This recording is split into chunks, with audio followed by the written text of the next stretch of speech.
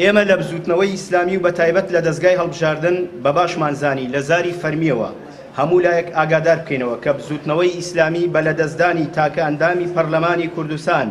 ڕێزدار دکتۆر شوان ڵادزەیی کە لێنێکی گەورەی تێکەوتوو هەمیش پەرلەمان و فراکسیۆنی بزوتنەوە و خەڵکی کوردستانیش ڕۆڵەیەکی دڵسۆز و خەمخۆریان لەدەستدا. وێڕای چەندبارەی هاوخەمی و ئارامکردنەوەی ڕۆحی خۆمان و جەماوەری بزوتنەوە و کوردستانیش بزوتنەوەی ئیسلامی ناهێڵێت،